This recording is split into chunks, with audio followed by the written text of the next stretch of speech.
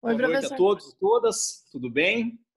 Tudo bom? Conectou? Quer falar um pouquinho antes de Sim, só começar? para dar, por favor, agradeço a gentileza e desculpe tomar espaço da nossa querida Comissão da Jovem Advocacia, que é brilhantemente presidida pela Juliana e pelo Bruno, também aí na secretaria da Brenda e do Luiz, e dizer que é um prazer receber dois queridos amigos, a nossa Anacrim do Paraná, que é a Camila Forigo, minha amigona de muito tempo já, da época ainda que nós nem mestrado tínhamos, né, Camila? Faz tempo já isso. E o Léo também, que conhecia há alguns anos aí também, já faz o que? Quase 2012 por lá, né, Léo? Acho que por aí, né, quando você estava fazendo mestrado na Federal, graças ao nosso amigo em comum, que é o João Rafael, que a gente se aproximou. É um prazer muito grande para nós, Anacrim, ter vocês aqui hoje, batendo papo com o nosso pessoal da comissão, porque realmente são jovens advogados que, em média, pelo nosso regimento, estão aí na casa dos até 3 anos de advocacia, mas a gente estende para eles a benestre serem chamados ainda iniciantes até os 5 anos, né? Então, é um prazer muito grande poder contar com vocês, espero que seja bastante proveitosa a conversa. Vejo que também há alguns acadêmicos do direito aqui, também estendo aí as boas recepções a todos e dizer que é um prazer muito grande aí também. Agora que eu vi que minha querida colega e vice-presidenta Luísa Terra, nosso braço direito da Anacrim Paraná, está aqui presente também. Então, na presença dela, saúdo a todos os demais. Gente, um bom evento para vocês. Eu estou até, me perdoem com a falta de respeito aí à liturgia, estou de agasalho, não estou. Então, diante disso, todo descabelado, né? Quem tem cabelo comprido, como o Bruno Marcelino, entende perfeitamente que é a gente ficar descabelado, né, Bruno? Então, assim, eu vou desligar a câmera, mas estou aqui acompanhando vocês pelo som. Qualquer coisa eu apareço e atrapalho vocês, tá bom? Grande abraço Tá a todos, bom. mais uma vez, muito obrigado. Obrigada, prof. Obrigada por vir aqui ver a gente. Então, vou começar apresentando os nossos convidados de hoje. A doutora Camila, ela é advogada, é doutoranda em Direito Penal pela USP, é mestre em Direito Econômico e Desenvolvimento pela PUC Paraná e é especialista em Direito Penal e Criminologia pelo ICPC, que instituto que é, doutora? É o Instituto de Criminologia e Política Criminal. É a pós-graduação do professor Juarez Cirino, acho que é mais conhecida dessa Legal. forma. Pela sigla não conheci, me desculpe. E é também conselheira do IBDPE, que deve ser Instituto Brasileiro de Direito Penal e Econômico, e secretária da Comissão da Advocacia Criminal da OAB Paraná. Ela vai vir aqui para dar a visão do lado do advogado, nos aspectos ali do inquérito, né? Do inquérito policial, da presença em delegacia. E o doutor Leonardo Marcondes Machado, que é delegado, né? É doutorando e mestre em Direito Penal pela Universidade Federal do Paraná, é pós-graduado em raciocínio probatório pela Universidade de Girona, na Espanha, especialista em Direito Penal e Criminologia pelo ICPC também, e professor de Direito Processual Penal nos cursos de graduação e da pós-graduação, e pesquisador do Núcleo de Criminologia e Política Criminal da Universidade Federal do Paraná. É delegado lá em Santa Catarina, né, doutor? Exatamente. Então, vou dar a palavra para vocês. Se a gente não tem nenhuma pergunta inicial aqui que dê início, mas uma das primeiras perguntas que a gente tem para fazer é como se portar numa delegacia, no primeiro momento. Assim, eu, particularmente, estou aprendendo na cabeçada, né? Porque eu nunca fiz estágio na área penal e nunca fui acompanhada de ninguém. Geralmente é o Bruno que me socorre, eu encho o saco dele lá e ele que me dá as dicas. Mas aí eu queria ouvir de vocês, do lado do delegado e do lado do advogado, como que o advogado tem que se portar numa delegacia num primeiro momento, num flagrante, por exemplo. Acho que eu deixo começar falando. a doutora Camila quiser começar, fica à vontade, daí eu complemento depois. Então, Tá bom, então, doutor. Obrigada. Bom, primeiro eu queria agradecer. Vocês estão me ouvindo bem? Às vezes tem essas questões aí também, né? Primeiro eu queria agradecer o Décio pelo convite tão querido. O Décio realmente é um amigo, conheço ele há muito tempo já. Além de amigo, assim, é um grande incentivador na pesquisa, na advocacia,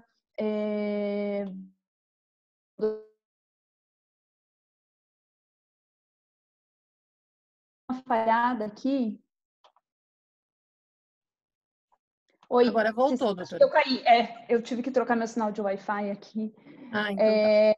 Enfim, não, mas estava só agradecendo ao Décio. Realmente é um amigo muito querido, já de muito tempo. E sempre um incentivador, né? E parabenizá-lo também, né, por estar aí na diretoria aqui da Anacrim Paraná. Luísa Terra também. Já tive a oportunidade de fazer uma palestra com ela lá na UFPR, foi um evento muito bacana. Aprendi também a admirar. Estou sempre acompanhando o trabalho dela. Agradecer você, né, Juliana, Bruno, também pelo convite. Para uma enorme satisfação estar aqui. É uma troca de experiências, né? Como você comentou. Não sei se eu posso dizer que tenho muito aqui para passar, né? Não é essa a ideia, mas é um pouco compartilhar assim das nossas experiências e às vezes dar assim algumas orientações para quem está começando, porque afinal já se vão aí 10 anos de advocacia criminal, então alguma coisa a gente aprende, né? Doutor Leonardo, é um prazer também poder estar aqui conversando com você.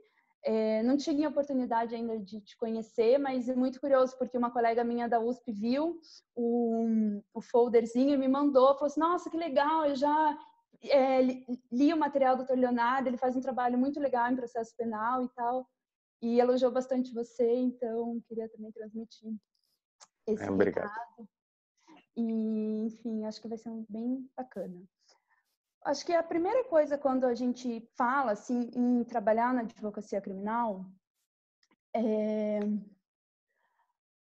a gente tem que ter muito conhecimento das nossas prerrogativas, né? Acho que são dois aspectos muito importantes. Assim. O conhecimento do direito é um aspecto fundamental. A gente tem que conhecer quais são as etapas de um inquérito policial, né? Que é o que a gente está falando. Quais são os ritos a serem seguidos e principalmente ter conhecimento das suas prerrogativas profissionais. Porque o que acontece, né? O cliente procura você, às vezes soube que teve um inquérito policial instaurado, foi receber uma intimação. Geralmente você toma conhecimento da instauração de um inquérito policial assim, recebendo uma intimação para prestar depoimento.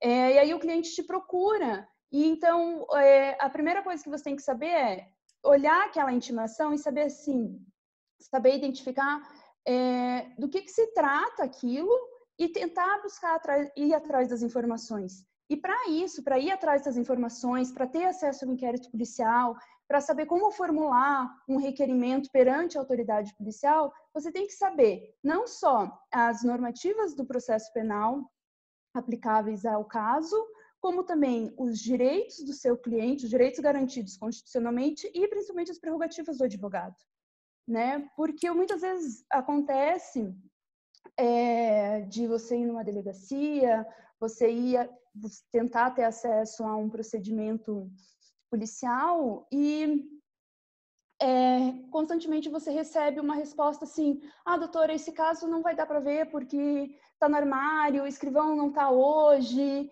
e não tem como, volta aqui outro dia. Isso acontece muito em inquérito policial, né? Eu estou vendo aqui algumas pessoas acenando com a cabeça, já devem ter passado por essa experiência. E aí o que acontece, né? Tudo bem, o escrivão não está. Bem recente, diga-se de passagem. O escrivão não está. Você, às vezes, foi despreparado, né? Não levou uma petição feita, né? Ou você achou, enfim, que ia conseguir ter um contato ali, buscar informações. E aí, assim, você só vai conseguir resolver esse problema se você tiver conhecimento das suas prerrogativas como advogado e dos direitos do seu cliente. Né? Então, tudo bem, o escrivão não está ali, você não vai conseguir ter acesso naquele momento ao inquérito policial, tudo bem, mas então você vai protocolar uma petição solicitando acesso às cópias, mencionando o Estatuto da OAB, que confere o direito ao advogado a ter acesso ao procedimento, vai mencionar súmula vinculante, que também dá direito a você a ter acesso ao inquérito policial. Então, e aí você protocola esse pedido, né? Porque tudo bem, não tem ninguém lá para te dar a vista do inquérito, mas alguém vai ter que receber sua petição, né? E aí, a partir desse momento, a partir do momento que você formaliza, isso, até abrindo parênteses, Isso é uma coisa que a gente tem que ter por hábito quando você advoga, principalmente na área criminal.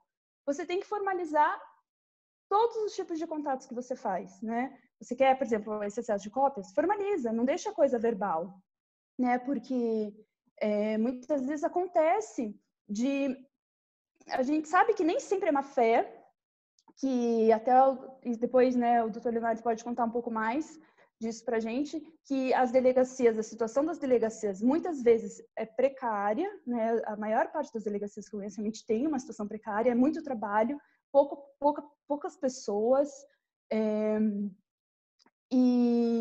mas muitas vezes há má fé também, porque às vezes está numa investigação que é melhor que o investigado não existe um segredo de justiça decretado, né? Vamos colocar aqui, não existe um segredo de justiça, mas é melhor ali, né? Quem está conduzindo o inquérito policial entende que é melhor que não se tenha acesso para que, né? Em um eventual depoimento a pessoa fale mais coisas.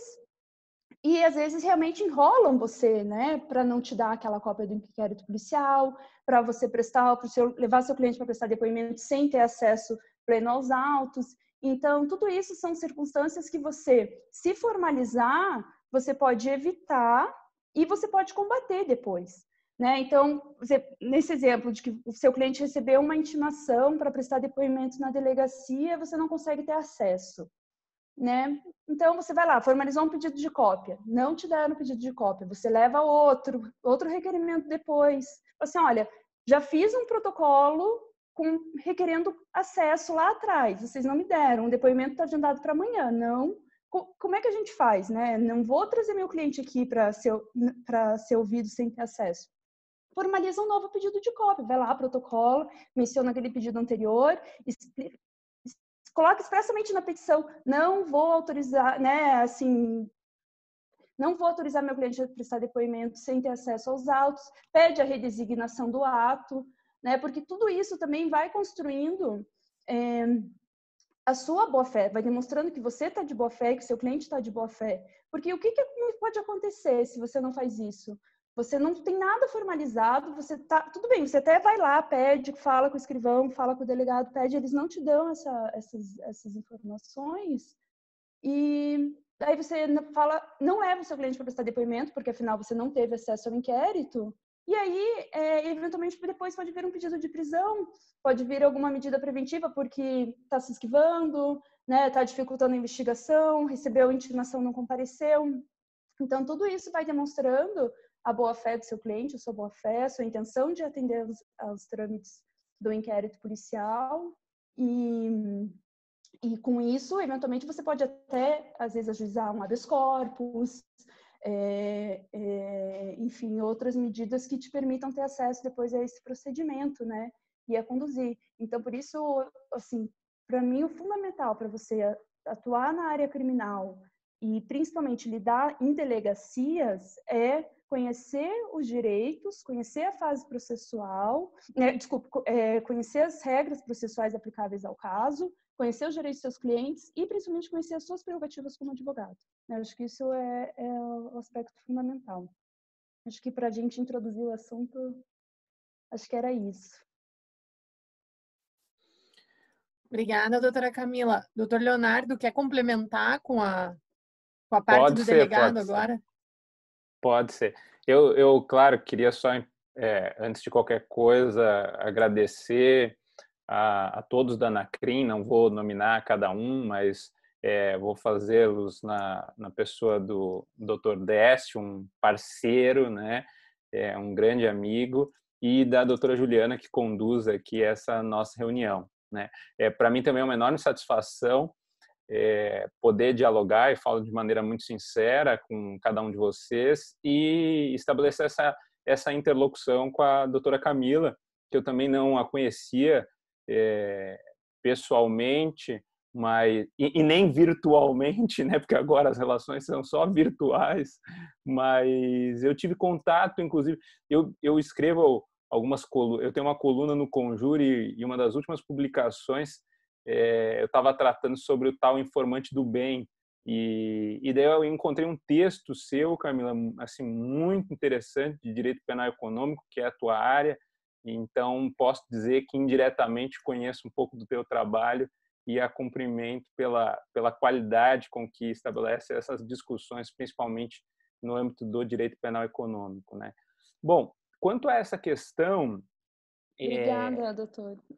Imagina, quanto a essa questão assim, do trato do advogado em uma delegacia de polícia, eu, claro, nunca fui advogado, eu estagiei durante a época da faculdade no Ministério Público Federal e depois, logo depois de formado, teve o concurso em Santa Catarina e sou delegado de Santa Catarina há quase 12 anos. Então, não tenho essa experiência da advocacia, mas eu lido diariamente com advogados, né? E a primeira coisa, eu acho que é importante que vocês saibam e me permitam assim abrir mão um pouco da formalidade, né? Tratá-los de maneira mais próxima. A primeira coisa que me parece importante é saber, claro, como a doutora Camila falou, é impossível você atuar no sistema de justiça criminal, e daí eu estou falando num aspecto global do sistema de justiça criminal, né? Tanto na fase de execução, quanto na fase processual de conhecimento e na fase de investigação preliminar, sem ter um bom conhecimento teórico, né?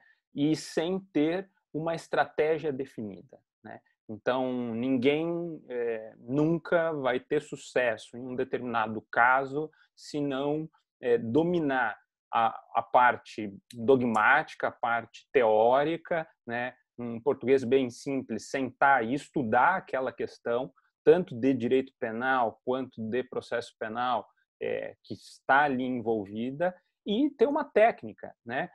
Eu vejo isso muitas vezes na delegacia, gente que aparece ali e, primeiro, não tem o menor conhecimento dogmático, mas eu digo assim, conhecimento básico, não sabe diferenciar as questões sobre iniciativa processual penal, não sabe o que é um crime de ação penal pública incondicionada, condicionada, essas coisas são básicas, né?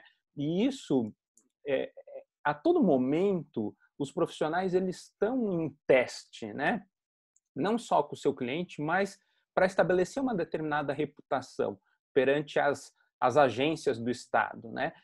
Os delegados, juízes, promotores, eles, assim como os advogados, falam a respeito desses entes públicos, os entes públicos reconhecem os advogados e dividem, né, a partir das suas próprias experiências, advogados que eles percebem que têm um maior conhecimento, uma maior técnica, e um terceiro ponto, e essa expressão tem sido muito utilizada por um outro grande amigo e professor, que é Maurício Dieter, da USP, a questão da combatividade do advogado, né?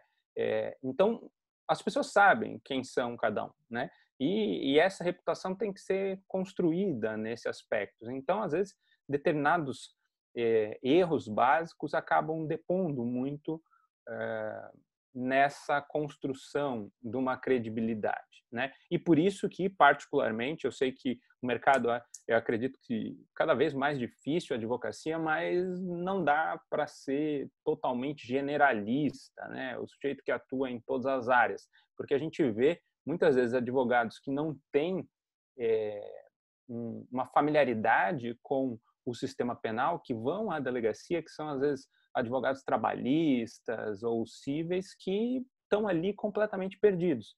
E quando você não tem domínio, como disse a doutora Camila, né, domínio da matéria, domínio das suas prerrogativas e domínio do caso, você, na verdade, acaba sendo dominado pelas estruturas do Estado, né?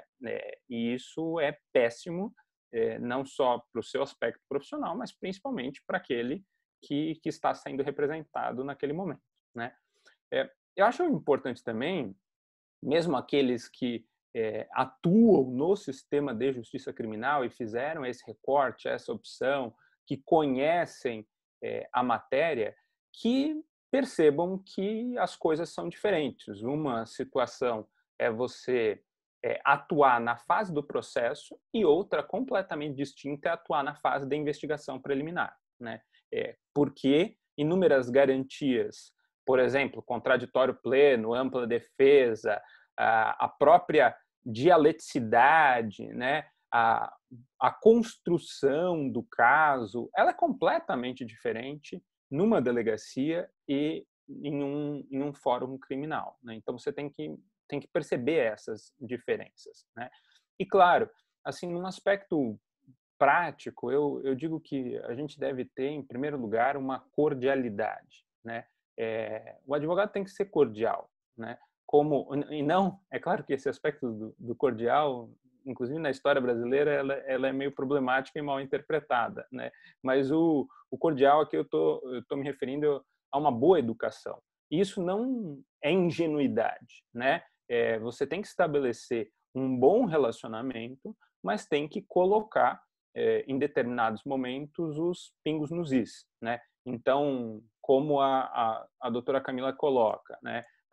Ninguém pode apresentar o seu cliente, participar de um ato na delegacia, sem antes, em primeiro lugar, ter conhecimento do que se trata, né? Então, eu quero saber, o meu cliente foi intimado para ser ouvido nesse procedimento.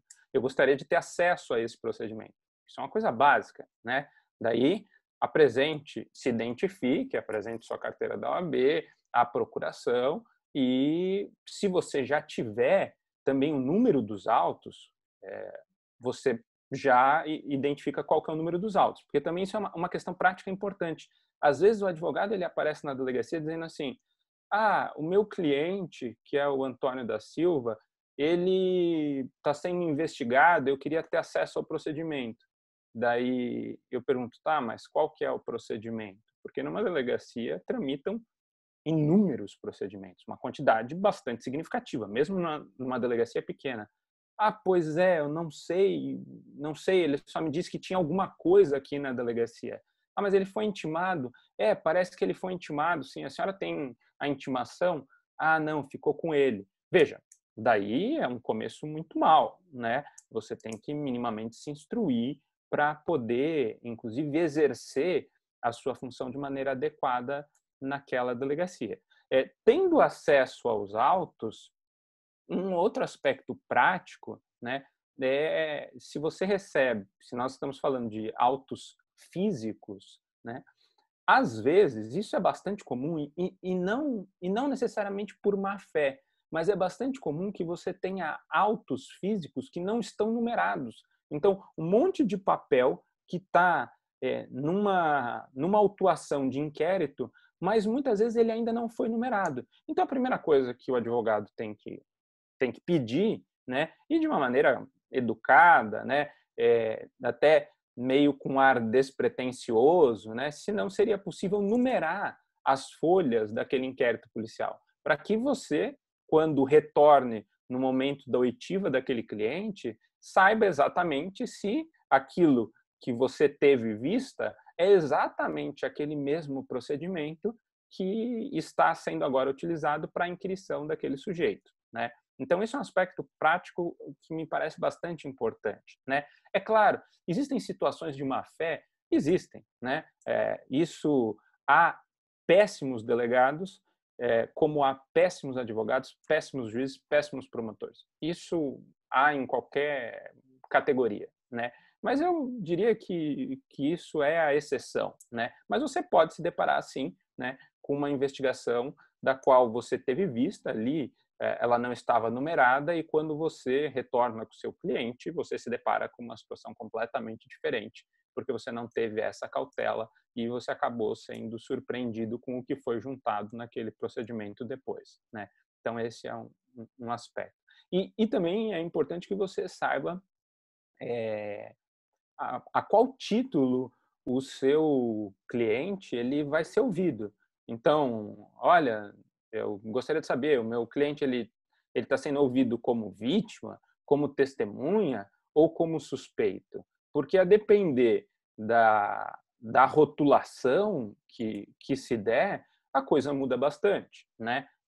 Critérios básicos, a testemunha, como regra, salvo algumas exceções, a testemunha tem um compromisso com a verdade, né? Já o suspeito não, né? O suspeito ele não tem nenhum compromisso, nenhum dever de auxiliar o órgão de investigação, né? E um terceiro aspecto, assim, pontual, que me parece importante, já numa oitiva, tanto desse o nome que se queira dar àquela oitiva, é que se o delegado diz que o fulano vai ser ouvido como testemunha e a primeira pergunta que ele formula é se o fulano realmente atirou na vítima, bom, daí não é uma testemunha, né? É nitidamente um suspeito, né? É claro que a pergunta ela pode ser não tão direta como essa, mas você percebe que durante aquela oitiva está havendo algum tipo de imputação criminosa ao seu cliente, né? Então, é o momento de você exercer o papel da defesa e pedir para que aquela pergunta não seja formulada, ou se o delegado insiste naquela pergunta, que o seu cliente se reserve o direito de permanecer em silêncio, né? Então, esse tipo de coisa eu acho importante, né? Daqui a pouco a gente pode comentar sobre outros aspectos, mas eu acho que essas coisas gerais, né? E claro, agora me lembro de uma última para finalizar, para não ficar muito longa essa minha primeira fala. Em uma delegacia de polícia você tem vários procedimentos de investigação, né? Procedimentos distintos. Eu posso ter um inquérito policial, eu posso ter um termo circunstanciado, um auto de apuração de ato infracional, um boletim de ocorrência circunstanciada, um auto de apreensão de adolescente infrator, um auto de prisão em flagrante, né? Então, você também tem que saber em qual procedimento você está lidando para que possa imaginar o que dele venha a decorrer, né? Então, acho que esses aspectos são importantes, né? Mas uma coisa básica, né, me parece, e isso é elementar, né, que não dá para você apresentar um cliente ou acompanhar um cliente sem antes ter ciência do caso que está sendo investigado e sem antes, obviamente, conversar com esse cliente. E isso eu digo em todo e qualquer procedimento. Às vezes, o mais conturbado é no auto de prisão em flagrante, porque o advogado, normalmente, ele chega depois do cliente, né? É bastante comum, como regra, o cliente ele foi conduzido e ele não é conduzido com o advogado, né? Então, às vezes, você vai chegar no meio de um auto de prisão em flagrante, né? E é óbvio que você deve pedir para se entrevistar pessoalmente com o seu cliente antes que ele preste o seu interrogatório naquele auto de prisão em flagrante. Enfim, acho que essas eram umas considerações iniciais que me pareciam importantes nesses aspectos práticos.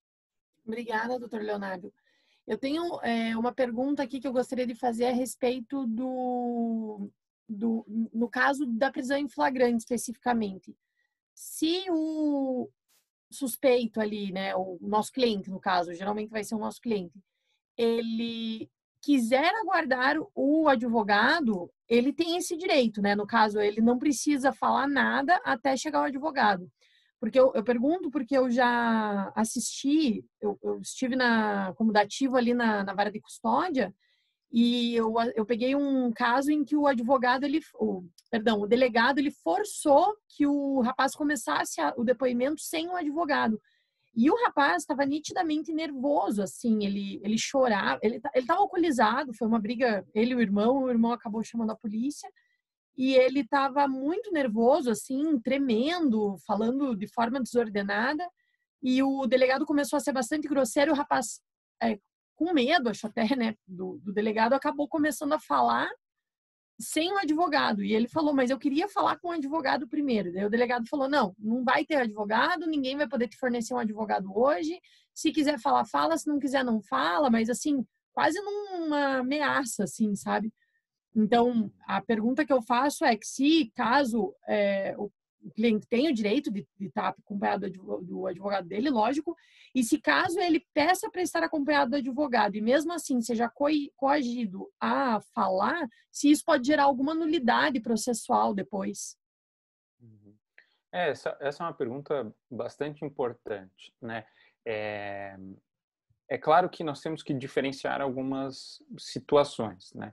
Eu já trabalhei hoje eu trabalho numa cidade pequena, mas já trabalhei em grandes cidades aqui em Santa Catarina, e se a gente pega, e é uma situação parecida, por exemplo, que a gente se depara em Joinville, é uma situação um pouco mais próxima, não tão movimentada, mas um pouco mais próxima com uma central de flagrantes em Curitiba, né?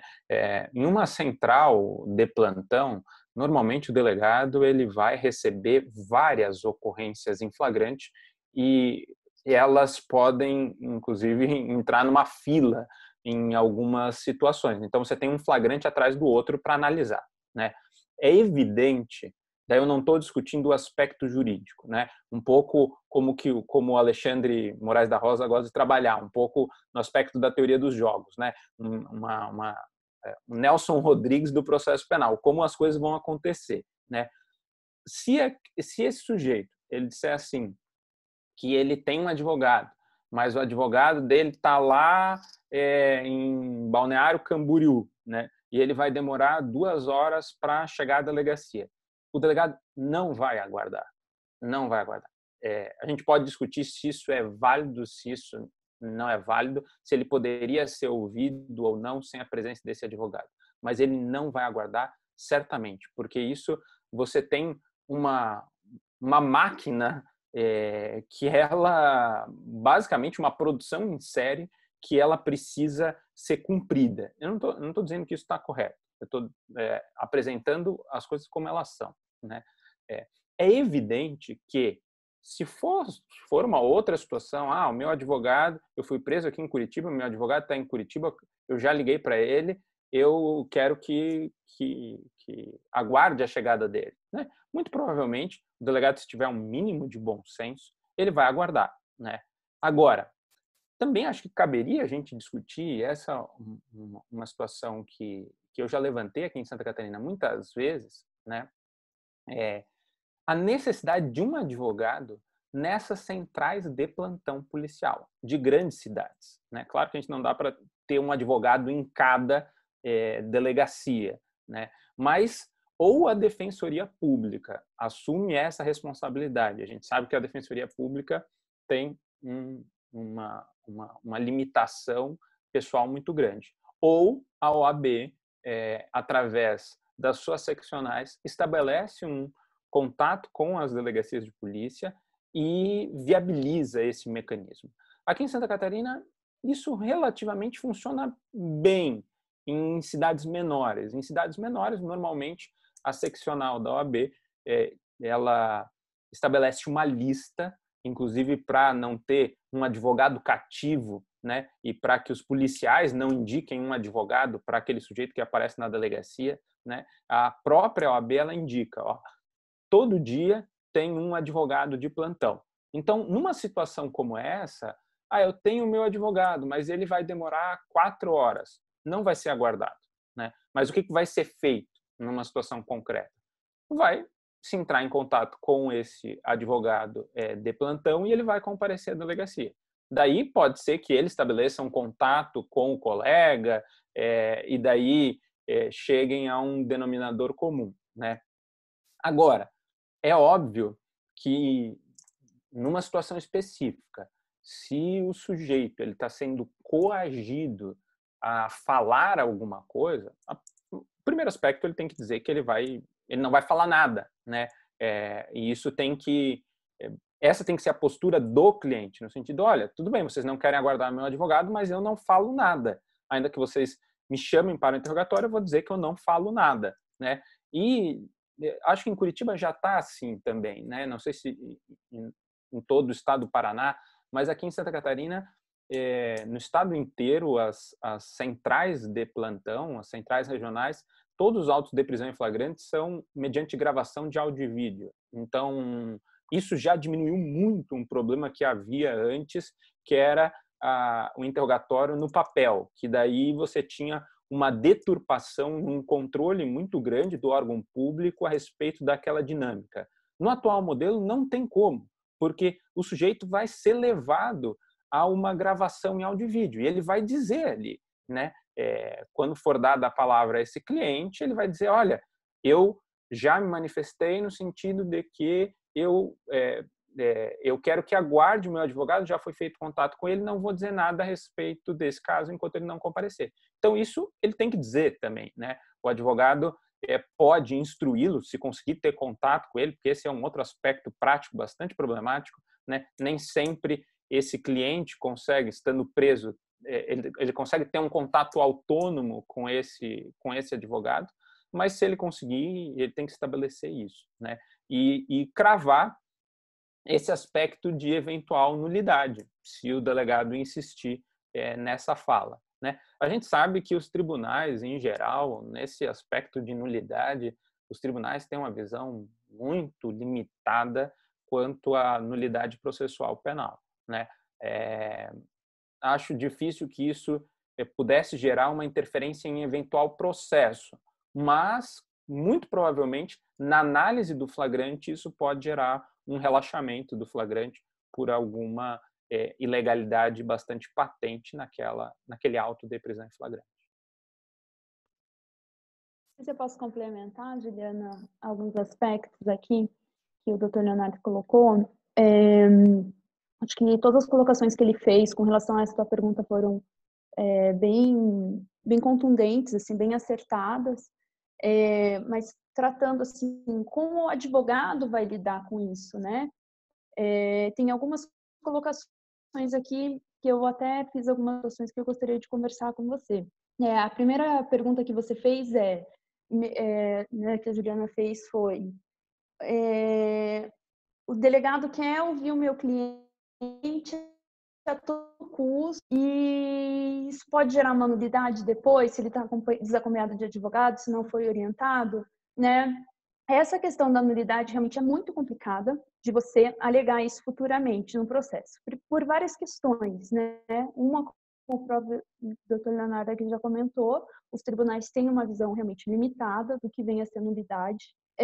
Só há uma declaração de nulidade quando você comprova um prejuízo, e nesse caso do inquérito policial, o prejuízo decorre, a ausência de prejuízo, né, que eventualmente poderia levar a uma nulidade, seria o fato de que uma prova produzida no inquérito policial, ela não pode ser utilizada para condenar, né, lá numa ação penal. A prova do inquérito policial, principalmente essas que podem ser repetidas judicialmente, elas não, como é o caso do interrogatório, elas não podem servir de base para uma condenação. Então, aí essa análise do prejuízo fica um pouco prejudicada para você, eventualmente, vir a falar de uma nulidade por causa de um depoimento que foi prestado lá na fase de inquérito policial.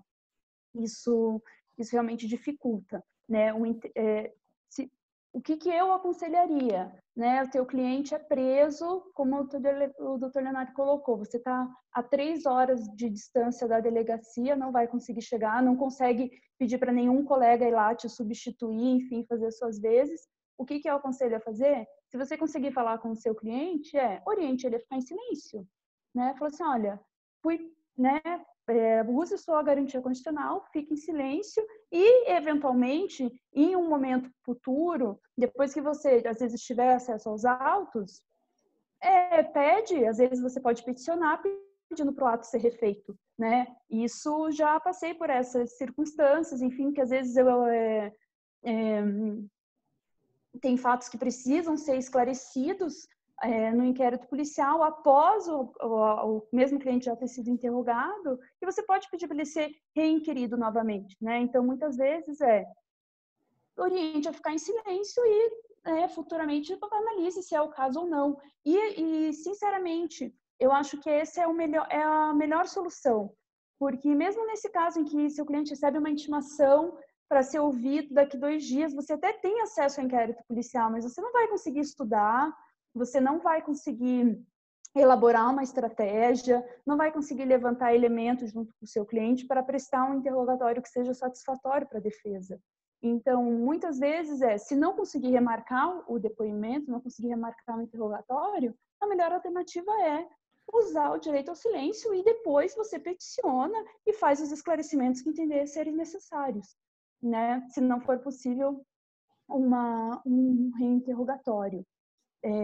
Eu acho que esses são os aspectos, assim, quando a gente fala, né, de o delegado está pressionando para prestar depoimento, o que a gente faz? Tem tempo, não quer conceder mais tempo, não conseguir ter vista, não presta informação, não vá prestar, não deixe seu cliente prestar informação sobre aquilo que você não sabe, né? Porque isso é fundamental. Isso também o doutor Leonardo colocou.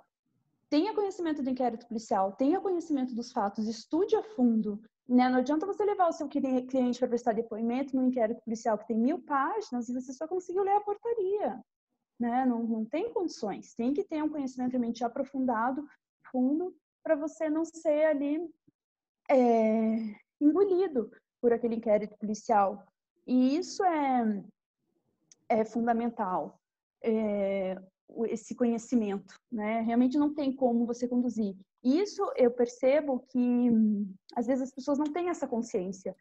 A defesa do seu cliente já é produzida no inquérito policial, né? Ainda que você saiba que seja um caso que é difícil não ser denunciado, né? Que os elementos ali já indicam que é para vir uma denúncia, porque, né? Por causa das fases, né? Por causa até do princípio de que para a instauração de uma ação penal, você precisa apenas de indícios de autoria e de materialidade, não precisa ter indícios tão suficientes, mas que assim é fácil a instauração de uma ação penal. Mas mesmo assim, mesmo sabendo que a ação penal é certa, né? Vamos colocar aqui entre parênteses que é provável que venha, o inquérito policial já é um momento em que você pode produzir uma defesa. E aí vai muito também de você definir estratégia, de você analisar, porque muitas vezes é melhor que você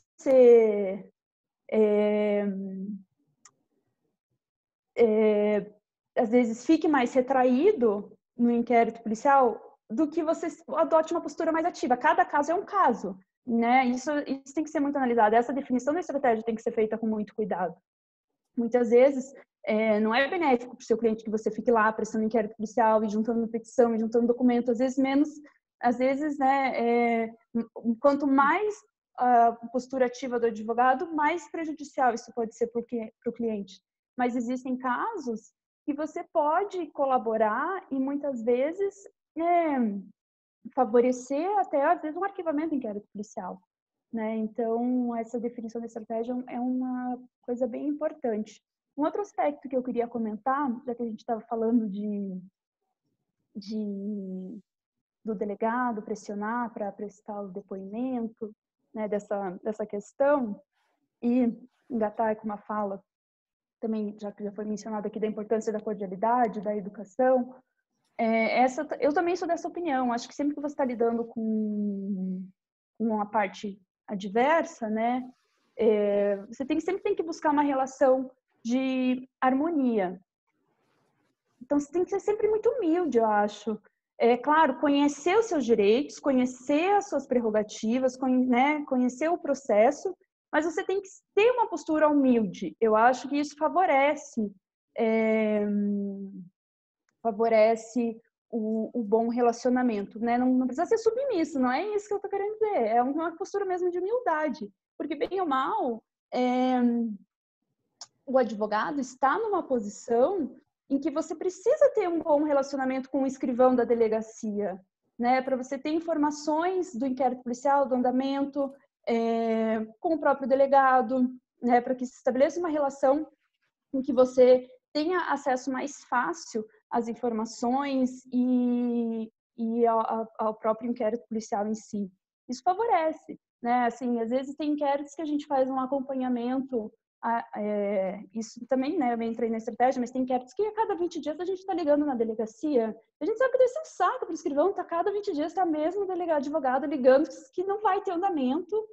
Então você, né, adota uma postura mais assim, olha, sou eu aqui de novo, né? Pô, estou te enchendo e tal, mas sabe, essa coisa de você criar um bom relacionamento. Eu acho que isso é importante, isso ajuda, né? Mas é claro, sempre nessa posição. Seja cordial, seja humilde e tal, mas conheça seus direitos, Mas muitas vezes isso não adianta, tá? Muitas vezes você vai exigir uma postura mais ativa, mais firme, e às vezes até mais grosseira. E até vou contar aqui uma experiência, porque acho que encaixa com isso que a gente está falando. Eu tive um cliente preso no começo do ano, e ele foi preso por uma prisão preventiva, já estava há anos decretada, ele nem sabia que tinha esse processo, estava trabalhando, teve uma denúncia na denúncia anônima no estabelecimento comercial que ele tinha, relacionado a outra questão. A polícia foi lá, verificou que ele estava com mandado de prisão expedido, foi levado para a delegacia. Coincidentemente, eu estava fazendo uma matéria em São Paulo, isso aconteceu lá em São Paulo, e era longe, assim, eu levei isso, umas 2 horas para chegar na delegacia. E aí chegou lá, veja, era um caso que ele já era réu na ação penal, não era um caso de inquérito. Ele já era réu numa ação penal, ele foi preso por prisão preventiva, foi levado para a delegacia e tal, para ser, né, para serem cumpridos os trâmites, e depois de ser levado para a penitenciária. Então, assim, não tinha o que o delegado investigar ali no caso, né? Não tinha nem o que prestar de depoimento, porque já tinha ação penal, era cumprir o mandado de prisão e fazer as comunicações necessárias, né? E, enfim, eu fui na delegacia mais para assessorar e tal, mas a rigor não era para ter ocorrido intimação nenhuma. Chegou lá, o delegado estava pressionando o cliente para prestar depoimento, para dar informações sobre outras coisas que ele estava investigando na região que ele morava. Então, assim, não tinha nada a ver com que ele estava preso, o delegado aproveitou que ele estava lá e estava pressionando. Daí, nisso, eu cheguei na delegacia, mudou o tom, assim, até o meu cliente comentou, falou assim, doutor, agora você chegou, a coisa está mais calma, eles não estão mais impressionando para falar tanto e tal. E eu vi que eles estavam enrolando, assim, para cumprir as coisas, para dar baixa, para fazer as comunicações, aquela enrolação, assim. Percebi que a coisa não estava indo bem ali, né? Mas até então a gente estava mantendo a cordialidade, estava conversando, estava tendo papo com o escrivão, tipo, estava o escrivão na sala, o cliente estava na mesma sala do escrivão, eu também estava ali, a gente ficou conversando, assim, o delegado estava em outra sala, ficou uma coisa mais assim. Daí, depois de um tempo, o filho dele chegou, o meu cliente chegou com comida, acho que já fiz assim umas 6, 7 horas que ele tinha sido preso, estava com fome, levou comida para mim também. E aí, nisso, o escrivão falou assim, doutor, ele vai comer agora, deixa ele comer aqui sozinho, melhor não ficar, tipo, todo mundo aqui comendo. Daí eu achei estranho, assim, mas eu saí, porque não tinha nada estranho.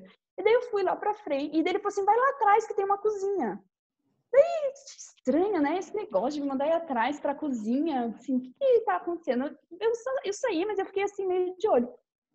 Daí, de repente, o delegado entrou na sala em que meu cliente estava e começou a fazer perguntas para ele. Falou assim, mas o que estava acontecendo lá? Né? Quem que, enfim, comanda as questões ali da região?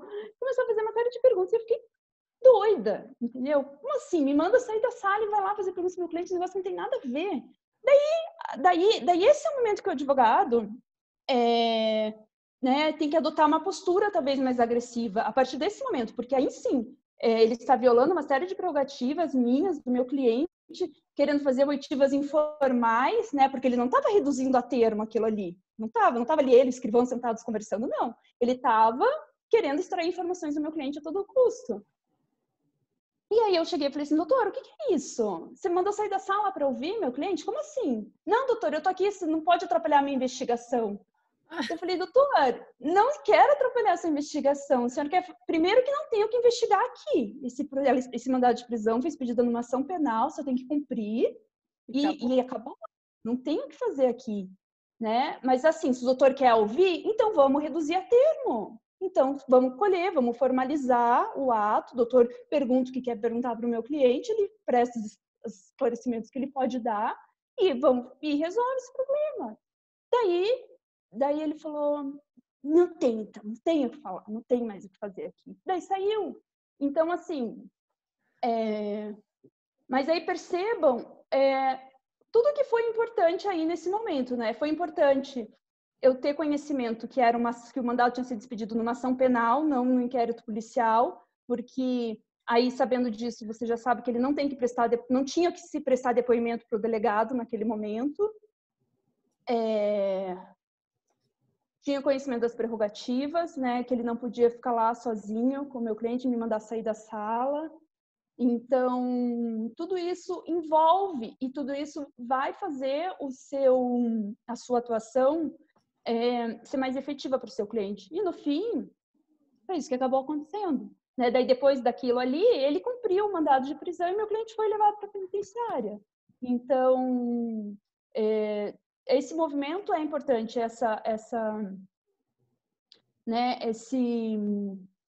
você ter esse conhecimento mesmo, não só da fase processual, do que tem que ser feito, como né,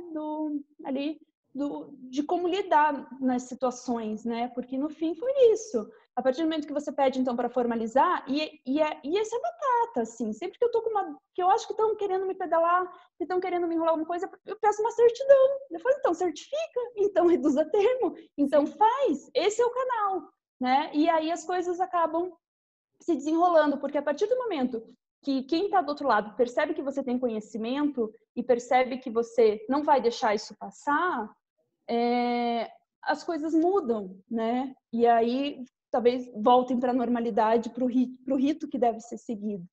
Então, isso é muito importante mesmo. Eu recentemente estive na delegacia de Colombo, ali, aqui no Paraná, né? Uma moça entrou em contato comigo que era um crime de apropriação indébita. Então, em tese, ainda ela não tinha sido intimada e nem nada para prestar depoimento, nem nada. Mas uma colega dela, que inclusive é uma das vítimas, vamos dizer assim, numa tentativa de ameaçar ela, pagar, falou que já tinham aberto o BO. Falei, eu vou até lá verificar se tem inquérito, né? Se tem o BO e já tem algum inquérito e ver o que eles têm contra ela, né? Dessa apropriação indébita. E aí eu cheguei lá e até o Bruno foi comigo num dia porque não queriam deixar eu acessar o inquérito sem procuração. E daí até movimentei o professor Décio, movimentei a Luísa, movimentei todo mundo aí para me ajudar a acessar o inquérito, porque eu não tinha os dados, mas eu tinha todos os dados da suspeita e tinha as informações ali relativas ao tipo delitivo, o suposto tipo delitivo, né? O Bruno foi comigo lá para me ajudar a acessar o inquérito. Acabou que o cara não estava lá, o escrivão não estava, não teve jeito. Eu voltei no dia seguinte. Daí o delegado até se dispôs a me ligar e tudo mais, e me deu algumas informações depois, mas a gente acabou descobrindo no dia seguinte. Voltei lá, daí a escrivã me atendeu, me levou para uma salinha, falou, espera aqui um pouquinho, doutora. Falei, claro, né? Fiquei ali esperando, respondendo o cliente, mexendo no Facebook, ali dando check-in, né? Quando ela voltou, então, doutora, e me pediu meu OAB e começou a fazer um monte de pergunta. Daí, as primeiras, assim, você não percebe e acaba respondendo. De repente eu falei, escute, você tá me interrogando? Ela, eu quero esclarecer os fatos. Eu falei, eu não sou testemunha desses fatos. Eu estou aqui na qualidade de advogada e eu nem sou advogada da cliente ainda. Eu vim só acessar o inquérito. Eu vim só ver o que tem se, por acaso, ela for me contratar. Ela, não, doutora, mas eu vou ter que fazer essas perguntas para você e eu tenho que colocar aqui. Eu falei, pode colocar que eu não vou responder nada. Ficamos num impasse ali. Aí ela digitou. Ela falou, doutora, pode me dar seu endereço residencial? Eu falei, eu não sou testemunha, você não está entendendo. Eu sou advogada, eu vou te dar meu endereço profissional, se você quiser anotar alguma coisa aí. Ela, não, tudo bem. Não, daí, no primeiro momento, ela me olhou, ela, não, eu quero o endereço onde você mora. Eu falei, não, vou te dar o endereço do meu escritório. Daí dei o endereço para ela, tudo, ela ficou meio assim, anotou, dela tirou, me imprimiu a folha, quando eu olhei, eu falei, eu não falei nada disso. Eu falei, você inventou isso aqui. Eu não falei nada do que está escrito nisso aqui. Eu já comecei a riscar o termo dela, não, doutora, não pode riscar. Eu falei, não, eu vou riscar porque eu não falei nada disso aqui. Risquei. Eu falei, você pode colocar que eu vim aqui acessar o inquérito e que não tem nada aqui que eu possa dizer. Se você quiser colocar que eu quis ficar em silêncio, o que você quiser, eu não vou falar nada. Aí, no fim, ela acabou colocando lá que eu não ia prestar depoimento nenhum. Eu não era nem testemunha, nem presenciei os fatos, nem sabia o que estava acontecendo. Enfim, mas assim, foi engraçado até. Mas na hora, as primeiras 3 perguntas que ela fez, eu não percebi que era inquérito, porque eu nunca tinha sido interrogada na delegacia.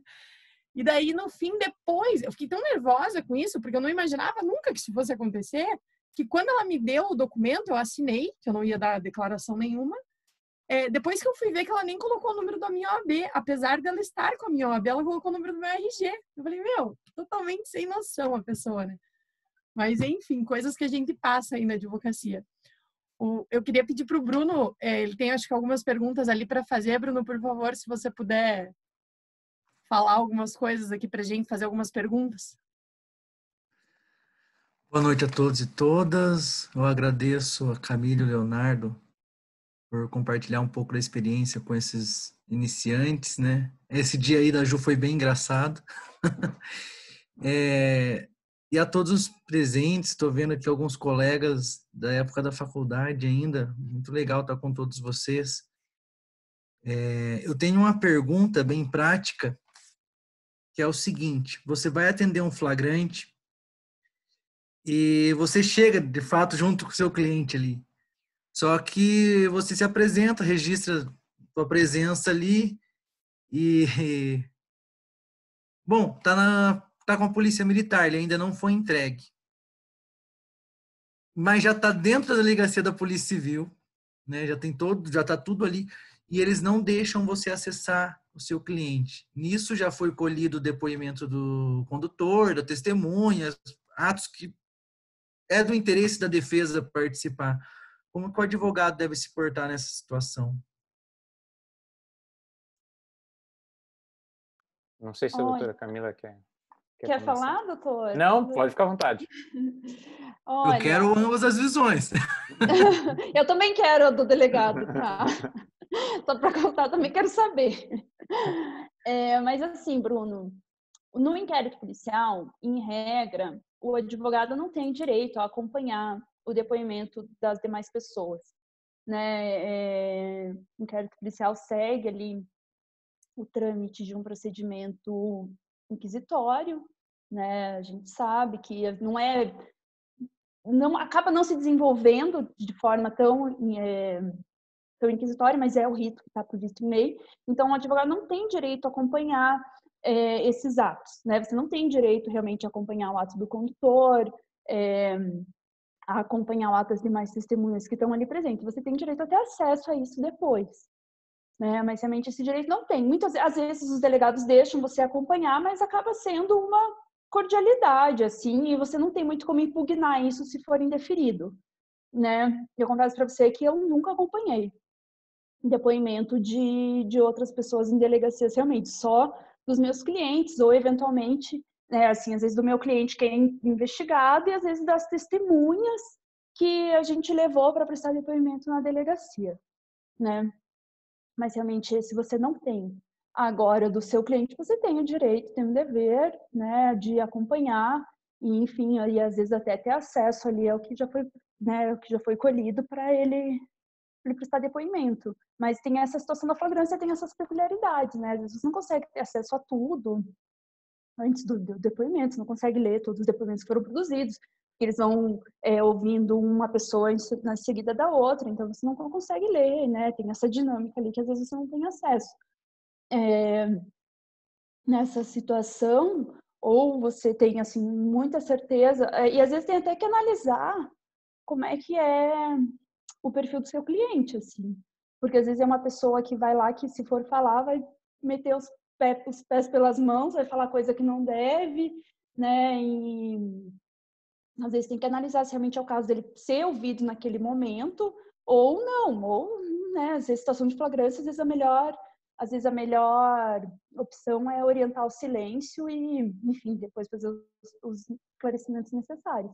Mas isso tudo é uma análise que tem que ser feita rápida, assim, né, ali na hora e conforme o caso. Às vezes tem circunstâncias que autorizam, né, que indiquem assim, não, é melhor prestar depoimento.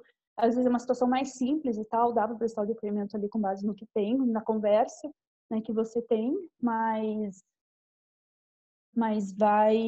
é muito casuístico, assim. Mas, assim, uma coisa é certa, você pode falar com o seu cliente antes dele prestar depoimento, né, e você tem direito a ter um espaço reservado ali com ele, uma conversa em que ninguém esteja acompanhando antes dele prestar depoimento, né.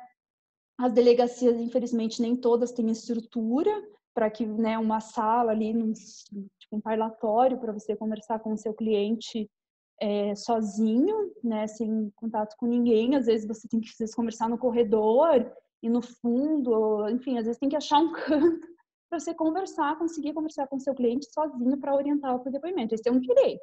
Né? Esse é o direito que você tem ali naquele momento e isso você tem que tentar, você tem que fazer ser obedecido.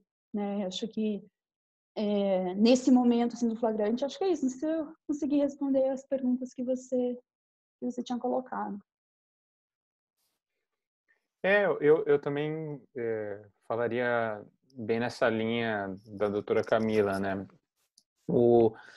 São momentos muito diferentes, né? Uma coisa é uma oitiva agendada em uma delegacia de polícia, com uma prévia intimação, e outra situação é um flagrante, né? O flagrante é sempre um momento conturbado para todos, né? Porque o delegado também, muitas vezes ele está fazendo várias coisas ao mesmo tempo, né?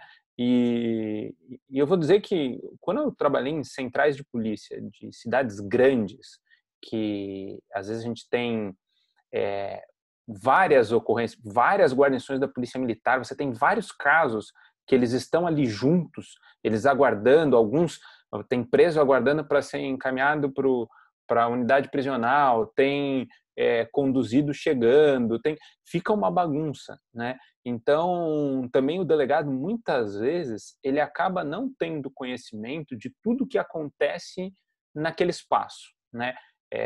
Então, esse é um outro aspecto, né?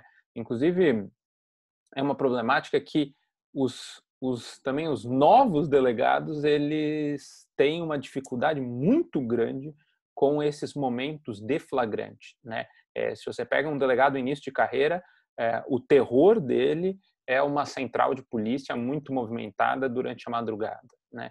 Porque ele muitas vezes não tem controle, do que o policial militar está fazendo, do que o próprio policial civil está conduzindo aquilo. Ele vai ter contato com o advogado lá na frente, na maioria dos casos, né? Muitas vezes e aí tá, eu acho um pouco de também se conseguir naquela questão da cordialidade com a combatividade, né? Você se apresentar numa central de polícia, eu estou representando o fulano de tal, que é meu cliente, né? E sempre tentar de maneira educada, eu gostaria de ter acesso a ele, poder conversar com ele. Normalmente essa conversa inicial você vai ter com um policial civil, com um agente de polícia, que está ali no comissariado, na secretaria daquela delegacia, né? E ele muitas vezes vai gerir aquela situação. Ele vai dizer: doutor, aguarda um minutinho que nós estamos com uma outra situação, mas eu já deixo o senhor falar com ele, né? Mas se você perceber, obviamente, que aquela coisa ela acaba se arrastando, e você nunca tem a oportunidade de falar com ele, e já está chegando o momento dele ser interrogado, daí, olha, eu estou percebendo que ele já vai ser chamado, eu gostaria mais uma vez de falar com ele. Será que eu posso falar com o delegado? Quem que é o delegado que está hoje de plantão? Será que eu poderia falar com ele um minuto? Porque às vezes também o delegado nem tem conhecimento dessa dinâmica, né? A coisa vem meio pronta para ele, né? Então, esse aspecto ele é importante. E saber aproveitar esse momento, né? Eu vejo advogados que são muito inteligentes nesse momento. Primeiro, conseguem ter um bom relacionamento, conseguem estabelecer um bom relacionamento com os policiais que estão ali e acabam, às vezes, sentando num lugar diferenciado dos outros. Eu não estou falando aqui em atos de corrupção, né? Isso é uma vergonha, né? Tanto por parte do advogado que faz isso, quanto do policial que cede a essa corrupção. Isso são pessoas que têm que ser extirpadas de ambas as classes. Mas eu estou falando num aspecto de cordialidade. Aquele bom tratamento que, obviamente, você dá a alguém e você recebe um tratamento bom. Então, se você chegar de uma maneira agressiva, muito provavelmente ele vai dizer assim: olha, o senhor aguarda fora da delegacia, quando ele for chamado, a gente te avisa, né? Agora, se você chegar de uma maneira educada, pode ser que você fique aguardando dentro da delegacia, numa sala que você consegue, inclusive, ouvir a conversa dos policiais militares, a conversa dos policiais civis, e mesmo que você não tenha acesso à oitiva deles, você percebe algumas coisas que, às vezes, os próprios policiais não mencionam nas suas oitivas formais, e que isso é extremamente importante em termos de doping, de jogo sujo, de nulidade, coisas que, por vezes também, muitas coisas que os condutores, as testemunhas afirmam para o delegado num auto de prisão em flagrante, eles também constroem a sua versão, né? A polícia militar, inúmeras vezes, ela constrói ali a versão, acerta detalhes, né? Apara arestas, contradições nos depoimentos, e isso eles fazem ali na antessala da delegacia, né? Nenhum delegado, um advogado perspicaz que consiga perceber tudo isso, ele tem uma munição muito grande para utilizar, né? E consegue ter dimensão do que realmente ocorreu, e que mesmo se você presenciasse, acompanhasse a oitiva daquelas pessoas no flagrante, você não teria aquela riqueza de detalhes. Então, esse é um aspecto também importante, né? E assim, eu aproveito para dizer uma outra coisa, né? Claro, eu quando eu comecei a minha carreira como delegado, eu me deparava com um tipo de advocacia, e hoje eu vejo que a advocacia também mudou, né? Era em 2008, quando eu comecei, você não via muitos advogados na delegacia de polícia. Você não via os advogados acompanhando os inquéritos policiais. Não, o flagrante sempre, como regra, você acabava tendo um advogado, mas eu digo dos casos que tramitam na delegacia ordinariamente, né? Você normalmente não via, né? Agora a coisa mudou, porque a advocacia percebeu, né, que se não acompanhar essa fase de investigação preliminar, você começa com um processo com um placar completamente desfavorável. No nosso modelo processual, então, em que pese a mudança que houve com o juiz das garantias, ele ainda não entrou em vigor, e sabe lá Deus se ele vai entrar e como vai entrar, como é que isso vai ser disciplinado. Hoje a gente tem uma comunicação direta, né? Num aspecto concreto, o que é o processo penal na nossa realidade do sistema de justiça criminal? O processo penal é uma repetição absolutamente seletiva de alguns atos já produzidos na investigação. Não há, como regra geral, não há nada de novo no processo. Daí a doutora Camila pode comentar melhor do que eu a respeito disso, mas assim, eu arriscaria dizer que 0,0% dos processos trazem alguma coisa nova que não constava na fase de investigação preliminar. A grande maioria já está tudo lá, né? E se antes a gente tinha um modelo que a investigação ela sempre foi importante, porque você poderia interferir na admissibilidade ou não da acusação, estabelecer as estratégias, hoje, com a questão da justiça negociada, isso ganha uma relevância tremenda. Por quê?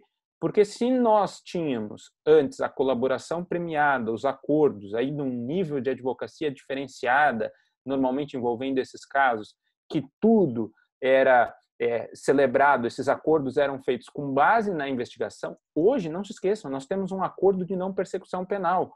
Hoje, a enorme maioria dos casos, o promotor, ele antes de oferecer a denúncia, ele vai analisar aquela investigação para tentar estabelecer um acordo, se tiverem preenchidos os requisitos legais. Agora, se a defesa não participou dessa fase de investigação, e claro que a gente poderia ampliar essa discussão para os problemas da investigação defensiva, e mesmo que não haja investigação defensiva no Brasil de uma forma muito consistente, você tem que estabelecer um mínimo de pesquisa paralela. Ainda que não se dê o nome de investigação defensiva, né, o advogado tem que buscar testemunhas, tem que analisar o que foi produzido em termos de perícia, ver se pode estabelecer um assistente técnico, ver se há uma outra interpretação possível. Isso na fase de investigação, porque isso pode definir os rumos daquele caso penal no acordo, no processo ou na inexistência de processo. Então, me parece que cada vez mais essa advocacia durante a fase de investigação ela ganha importância. Legal. Eu tenho, já que entramos nisso daí, do que é possível fazer, quando eu me formei, eu vou completar 4 anos como advogado próximo semestre. Mudaram duas coisas, né, que foi até dado muita ênfase durante o preparatório para a OAB, que foram os quesitos e a apresentação de razões. Eu gostaria que vocês falassem um pouquinho do que são, de fato, os quesitos e a apresentação de razões. Logo quando eu me tornei advogado, e o inquérito policial, ou essas diligências em delegacia, acaba sendo a nossa entrada na advocacia criminal, muitas vezes. É difícil alguém te colocar num processo com um rito do júri. É o primeiro caminhar da advocacia. E eu me utilizei dessa peça de razões, eu busquei saber o que era, talvez um álibi ali, e tentei usar isso num inquérito, e acabou não sendo muito bem recebido. Eu comecei a atuar no interior, já tinha um delegado muito tradicional, né? Talvez isso também dificultou um pouco, né? Mas eu gostaria que vocês falassem um pouco de como utilizar esses mecanismos durante o inquérito.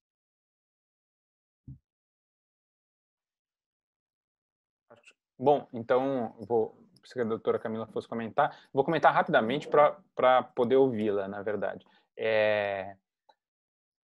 O que vocês têm que também ter uma noção é de que várias mudanças que têm ocorrido na legislação processual penal, elas são mudanças legislativas, mas elas precisam de um tempo para que elas, no fundo, ocupem o espaço devido na cultura desses operadores. O que eu quero dizer com isso, né? As modificações que nós tivemos, por exemplo, no Estatuto da Advocacia, né, com maior espaço de defesa, o reconhecimento de nulidade no interrogatório, né, essas coisas são muito novas para grande parte dos delegados. Delegados que estão atuando há 10, 20 anos, assim como juízes e promotores, eles foram forjados a partir de uma determinada cultura, né? E para a gente mudar essa cultura, e aqui é uma reflexão que a gente sempre leva em consideração quando a gente fala de reformas processuais penais, né? Não adianta reformar códigos, o grande desafio é mudar mentalidades, né? Isso vocês conseguem perceber de maneira muito nítida na prática, né? É claro, os perfis de juízes, promotores e delegados, eles são absolutamente heterogêneos, né? O que eu adoto na minha delegacia de polícia é completamente diferente que aquele colega da comarca vizinha adota, né? Eu reconheço insignificância, eu entendo que todo qualquer pedido formulado pelo advogado tem que receber uma apreciação do delegado e uma apreciação motivada, que não existe essa discricionariedade do tipo defiro e indefiro. Mas a grande maioria dos colegas não pensam assim, né? E daí é óbvio, você tem que saber com quem você está lidando. Isso serve tanto em concurso público quanto no dia a dia da justiça criminal. Você tem que falar a língua daquele operador. Então, se você está diante de um delegado que é absolutamente tradicional, você tem que construir um raciocínio, uma abordagem que fale a língua dele, né? Agora, se você estiver diante de um delegado, que já tem uma visão mais moderna a respeito de várias questões, você sabe o que você pode trabalhar com ele. E você tem que reconhecer determinados limites, né? Tem coisa que a gente tem que tentar interferir na construção de um auto de prisão em flagrante, de um inquérito policial. Inúmeras vezes já me deparei com advogados que isso principalmente no início da minha carreira, né? Às vezes, com pouca noção, a primeira fiança que eu fixei para embriaguez, uma situação de embriaguez simples, foi em 6 salários mínimos. Bom, hoje eu não fixo essa fiança de 6 salários mínimos nunca, né? Por quê? Porque eu tenho uma outra visão, né, a respeito do sistema de justiça criminal.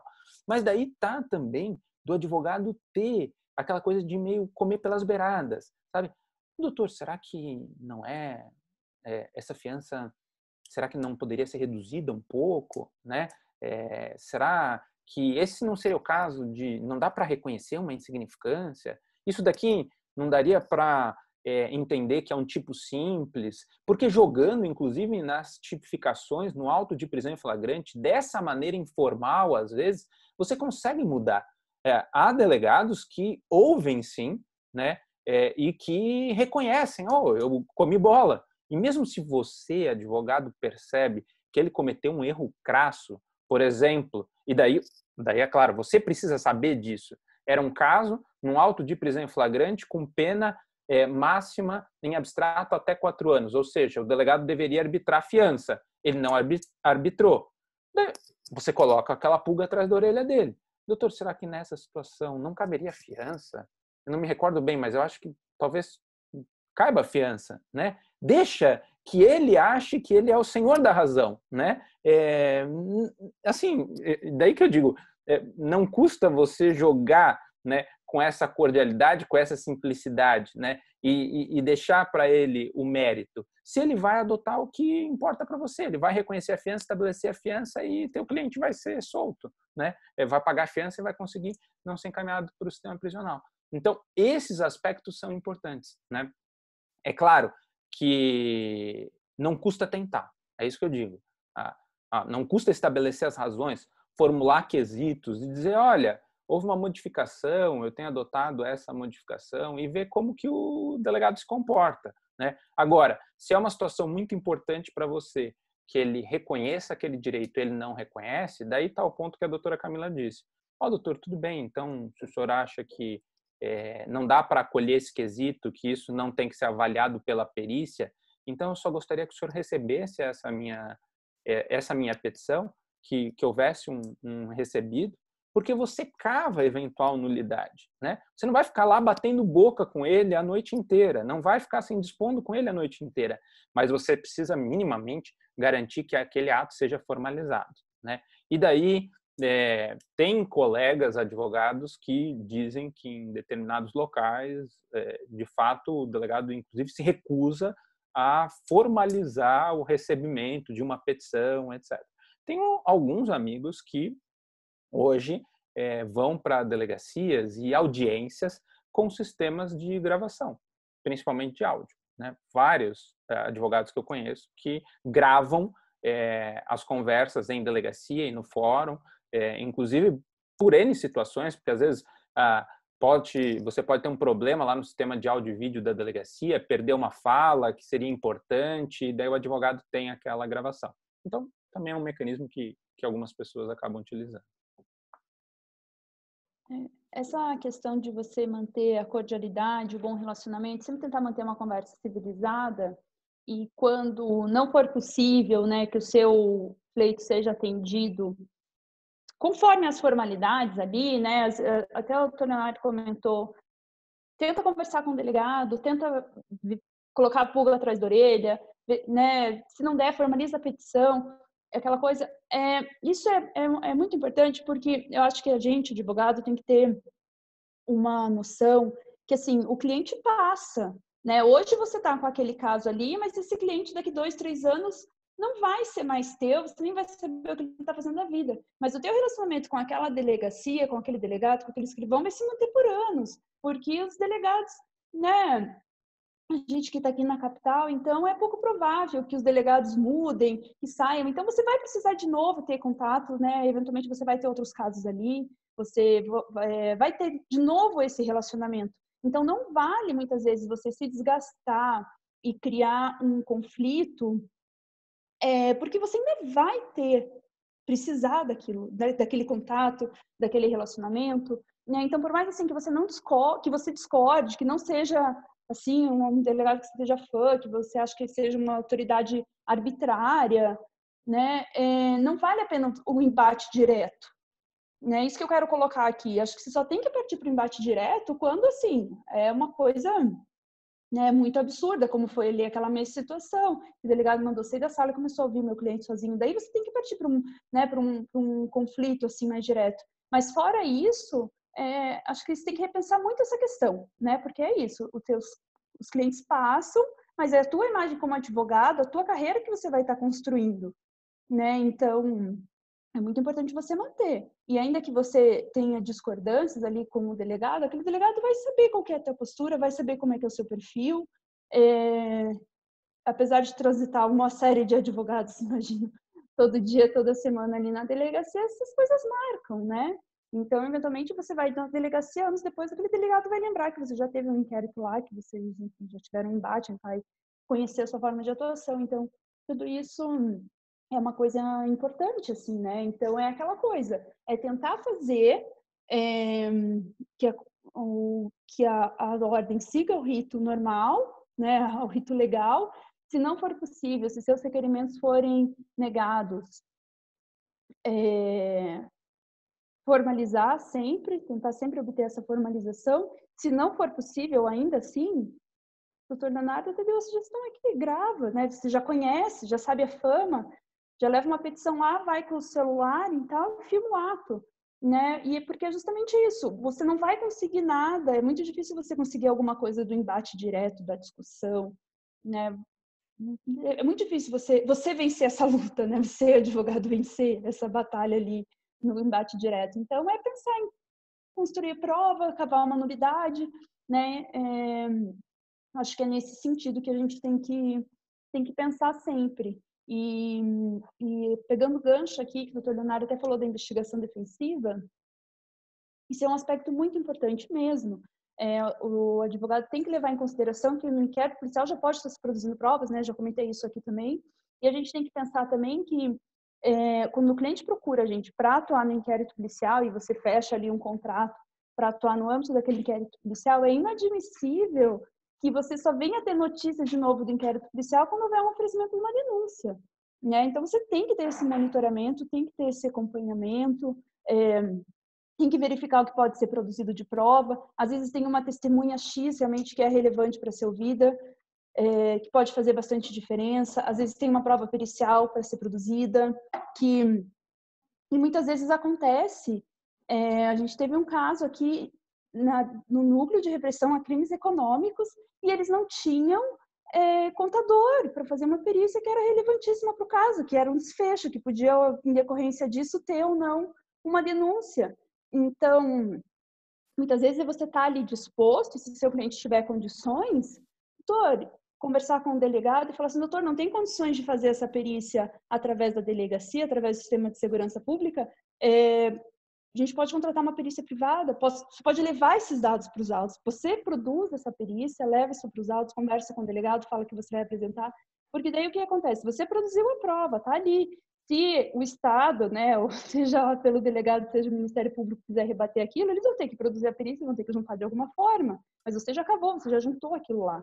Então, isso é um aspecto muito importante, né? E aí, claro, vai do interesse processual, você tem que saber entender qual que é a melhor estratégia para o caso, né? Mas muitas vezes a postura passiva, na maior parte dos casos, não é a melhor postura que você possa ter, né? Então, às vezes, vale mesmo esse contato com uma delegacia constante, esse relacionamento, para você verificar o que está faltando de produzir de prova, como é que você pode fazer para agilizar isso. Às vezes, tem uma testemunha que é favorável, por exemplo, para a defesa, mas essa testemunha está morando lá em Goiás, tem que se pedir carta precatória no sistema de delegacia é uma coisa super demorada, assim, é muito difícil uma precatória ser expedida e voltar cumprida em menos de um ano, assim. Então, muitas vezes, você pode verificar com o seu cliente se não tem condições de trazer essa testemunha, né? Se é uma testemunha importante, se é uma testemunha que vai fazer diferença para a sua defesa, traz, conversa com o cliente, paga, leva para ser ouvida perante a delegacia, né? Então, isso tudo é uma postura que você pode ter no inquérito policial e que pode fazer a diferença lá no resultado final. E eu queria fazer uma observação aqui também, que muitas vezes a gente é procurado não para assessorar, né? A gente está aqui todo esse nosso discurso aqui, todo esse nosso debate falando de como estamos atendendo o investigado, né? Mas hoje, assim, eu acho que isso também é não tinha tanto quando eu comecei também a advogar, mas é uma coisa que tem crescido muito, assim, nos últimos anos eu vejo como tem aumentado a procura no escritório, de você atender as vítimas. As vítimas hoje estão querendo ser assistidas, né? Muitas vezes você é procurado pelo seu cliente, seu cliente teve um funcionário X, por exemplo, que desviou dinheiro da sua empresa e você quer instaurar um inquérito policial, né? Então, toda essa condução, essa pedido de instauração, essa produção de provas que você já pode levar pré-constituída para a delegacia, também pode fazer muita diferença para atender as necessidades do seu cliente, né? Então, a advocacia hoje para a vítima, eu acho que também é uma área que está crescendo muito, é uma área que, para quem está advogando, começo de carreira, é uma área assim, que pode ser bastante proveitosa, né? Enfim, meu objeto de estudo aqui, né, de mestrado e doutorado é compliance. Então, e que é uma realidade hoje nas empresas, está aprimorando, hoje, uma grande parte das empresas estão implementando programas de compliance, e isso leva à identificação de crimes praticados no interior das empresas, que muitas vezes vão gerar a necessidade de instauração de inquérito policial. Então, muitas vezes, você produzir toda essa prova e levar isso na notícia de crime já pré-constituído também facilita muito o trabalho da delegacia e a rapidez com que isso vai tramitar, né? Então, esse também acho que é um aspecto que a gente não falou até agora e que eu queria observar, que eu acho que é bem importante, assim, essa atuação do advogado na defesa dos interesses da vítima, porque faz toda a diferença quando uma vítima, principalmente em crimes dessa natureza, né, crimes econômicos, crimes financeiros, faz toda a diferença se você consegue contribuir para a produção da prova, né, e para realmente, enfim, obter ali uma futura ressarcimento dos danos, né, que no fim é isso que o cliente quer quando ele vai te procurar nesse âmbito. Então, só queria fazer essa observação para vocês também. Eu queria aproveitar o gancho da Camila, porque veio uma pergunta aqui, e daí na hora que o Bruno foi fazer a pergunta, eu fui falar, só que estava fechado o meu áudio, daí eu não vi, daí o Bruno acabou perguntando antes, mas que bom que você falou, porque chegou uma pergunta aqui, que é assim, querem saber se o advogado, quando ele é assistente de acusação, né, que foi o exemplo que a Camila deu agora, se ele pode, dentro da delegacia, ali no inquérito, fazer perguntas na hora do depoimento ali das vítimas, da vítima, enfim, ou das testemunhas ou do suspeito. Se ele pode acompanhar, porque assim, no comecinho ali a gente falou que o advogado ele não pode acompanhar o depoimento das outras pessoas, só o do cliente dele, né? Mas e se ele tiver na acusação, ele poderia acompanhar esses outros depoimentos e talvez até produzir provas e fazer perguntas? Olha, Juliana, também não tem previsão, né? No inquérito policial não tem essa figura do assistente de acusação, você não se habilita como assistente de acusação, você pede a instauração do inquérito policial, você faz uma notícia de crime, o delegado instaura e é o delegado presidente do inquérito policial, né? É assim que a coisa se desenrola. Você o direito de acompanhar as oitivas e fazer perguntas, você também não vai ter. Mas aí entra a questão do relacionamento com o delegado. Veja, você fez um requerimento de instauração de inquérito policial, produziu um caderno probatório bem relevante. Você tem determinadas perguntas que você acha que seriam fundamentais serem feitas ali, né, em eventual interrogatório até do investigado ou de outras testemunhas. Você pode conversar com o delegado e verificar se você pode fazer um rol de perguntas e às vezes deixar para ele fazer essas perguntas, né? O delegado, quando você atua do lado da vítima, você tem já mais um relacionamento com o delegado já, por natureza, já é um pouco mais ameno, né? Então, a tendência é que flua melhor. Mas aí entra aquilo que eu falei também. Você tem que ter sempre aquela percepção de que o teu cliente passa e o que fica ali é você, a tua carreira, a tua profissão. Então, muitas vezes um embate que você teve com o delegado lá atrás, no inquérito em que teu cliente era indiciado, pode prejudicar, né, uma eventual investigação em que você tem interesse que o inquérito policial ande. Então, realmente, tendo o advogado estava ali representando a vítima, igualmente não tem esse direito de acompanhar os atos e fazer perguntas, mas você sempre pode conversar com o delegado, né? Já aconteceu, às vezes, da gente indicar testemunhas para serem ouvidas e peticionar, às vezes fazendo as perguntas ali, né, e apresentando o rol. Muitas vezes, às vezes é melhor você, né, conversar com o delegado, fazer isso de uma maneira assim, às vezes sem colocar isso nos autos, até para a pessoa não se antecipar, mas tudo isso depende da dinâmica, mas fica ali realmente muito a critério, né, do delegado, porque às vezes o advogado lá, junto com o delegado, fazendo perguntas, pode ser muitas vezes mais prejudicial para a investigação do que, né, só o advogado conduzir o ato. Então, isso também vai depender do relacionamento ali, de como a conversa vai se desenvolver com o delegado. Essa questão que as duas colocações da doutora Camila são muito importantes, né? Porque, assim, falando como as coisas acontecem, não como elas deveriam acontecer, é muito difícil o ser humano conseguir separar e tratar de maneira objetiva o caso e desvinculado das pessoas. Então, se eu tive uma experiência ruim com a doutora Camila em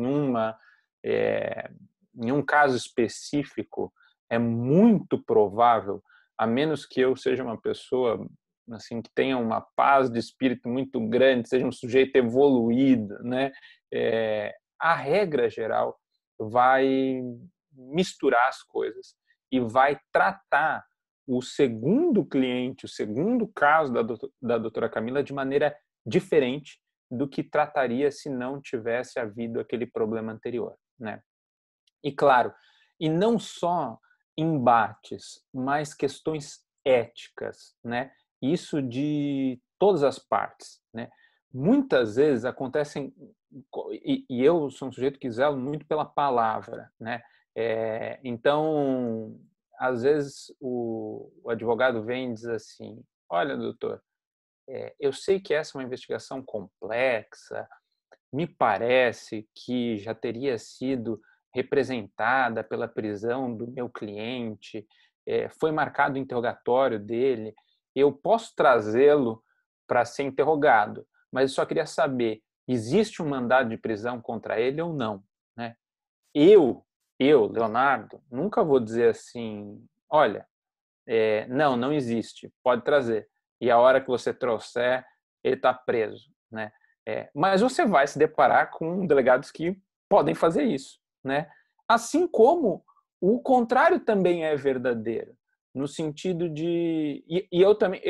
daí, é claro, os advogados que têm mais contato comigo acabam percebendo. Eu digo assim, olha, esse tipo de resposta não posso lhe dar, porque isso iria formar um precedente. Você iria saber que eu ia dizer que pode trazer sempre que não tem mandado de prisão e eu ia dizer que não poderia responder quando tem e daí você não traria. Então, esse é o tipo de resposta que eu não posso te dar, né? E essa é normalmente a minha fala, né? Mas assim como tem inúmeras situações, às vezes do advogado fazer um pedido que não é um pedido assim estabelecido em lei, sei lá, eu posso falar com o meu cliente naquela determinada sala ali, sem ninguém. E é como a doutora Camila falou, às vezes a gente não tem nas delegacias parlatórios, estruturas, né? Então vai um pouco de uma relação de confiança, né? Mas, se aquele advogado auxiliar a fuga daquele investigado ou daquele conduzido, que já aconteceu aqui em Santa Catarina, em algumas situações, né? Nunca mais eu vou ter a mesma confiança que eu teria para com ela, né? Então, essa situação de ética e de confiança, ela se constrói, né? E isso no fundo, muito importante, né? Um outro aspecto objetivo que eu queria só mencionar, e até contando uma experiência pessoal, quando eu trabalhei no início da carreira no interior, depois eu fui para Joinville, que é uma cidade grande aqui em Santa Catarina, cidade mais populosa, exceto na época do litoral, né? Exceto na época das festas de final de ano, que daí Florianópolis, Balneário Camboriú acabam excedendo o número de pessoas, mas eu fui para uma delegacia que era terrível, né? uma delegacia nobre de Joinville e eu saí de uma delegacia com 200 inquéritos e fui para uma que tinha 1.400 inquéritos para um delegado e um escrivão. Então, é óbvio que numa situação como essa, não há a menor condição do delegado investigar nada, né? Então, se você apresentar uma notícia-crime de maneira pouco instruída, pouco didática, numa delegacia como essa, zero a chance disso ser elucidado. Numa delegacia normal, também é complicado. Você tem que ter essa noção da realidade, né?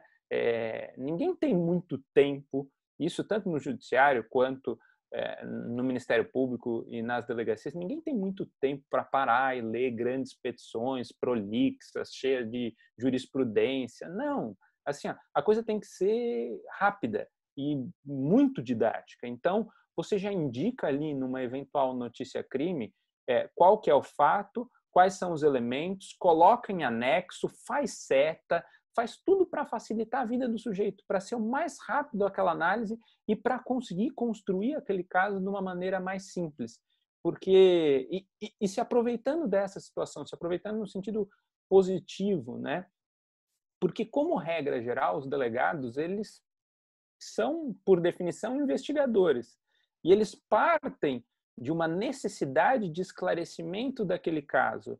Quando, então, você figura do lado, ao invés do investigado, da vítima, de fato, né, acaba tendo uma recepção diferente, né? E se você conseguir indicar um caminho possível para aquela investigação e viabilizar aquela investigação de maneira mais rápida, olha, as testemunhas são essas e aquelas, e eu já estou trazendo as testemunhas, elas podem ser ouvidas na quinta-feira, na sexta-feira, eu já trago elas, que horário fica melhor para o senhor, né? Para evitar coisas básicas, evitar, por exemplo, uma intimação, que ele tenha que separar um policial para ir lá na casa daquela pessoa, intimar, vai demorar mais uma semana. Toda a economia de trabalho e tempo é muito bem-vinda para o órgão público, porque, regra geral, isso desde órgãos menores a órgãos maiores, eles, como regra, trabalham com uma sobrecarga. É pouca gente para muito trabalho. Então, se você auxiliar na construção, isso flui de uma maneira muito mais adequada, muito mais rápida e é muito mais vantajosa para você e para o seu cliente, né? É importante, né? Inquérito policial, os advogados têm que ter um pouco essa percepção também. Você não vai discutir teses jurídicas complexas, trazer 1000 doutrinas e várias jurisprudências. Você está trabalhando com fatos, né? Você tem que ali apresentar os fatos da maneira mais concisa, mais que traga as situações relevantes, os aspectos relevantes que têm que ser destacados. Mesmo se você, né, às vezes advogando pela vítima, que é ao final do inquérito apresentar uma petição, fazendo ali algumas considerações, você tem que se ater a questões de fato. Não vai travar muitas discussões jurídicas, né, salvo raras exceções, que às vezes comportem isso, né, às vezes alguns inquéritos mais complexos que permitem na Justiça Federal, mas em regra não comportam discussões muito complexas de direito.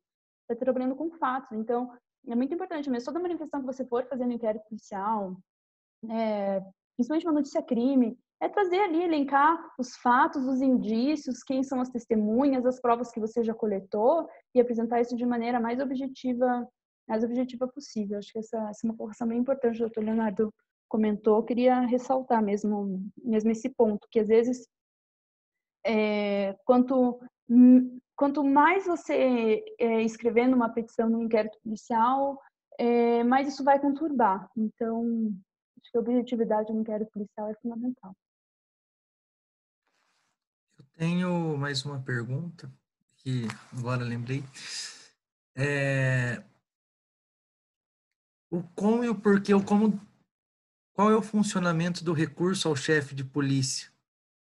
Quais são as hipóteses, qual é o cabimento, quando é oportuno mover esse recurso? Na verdade, o código, ele basicamente trabalha com uma hipótese de recurso ao chefe de polícia, do indeferimento do pedido de instauração de inquérito policial. Aplica-se por analogia algumas outras hipóteses, mas basicamente é isso que existe. Na prática, em 12 anos, eu nunca vi nenhum recurso ao chefe de polícia. Nenhum. Zero, né? O que eu já vi, obviamente, algumas vezes, são outros mecanismos de impugnação judicial. Então, por uma ilegalidade praticada pelo delegado em um inquérito policial, um habeas corpus, uma reclamação por desobediência à súmula vinculante, interposição de mandado de segurança nas questões de acesso aos autos, isso já vi. Agora, recurso administrativo, nunca vi, né? Embora ele tenha essa previsão bastante limitada.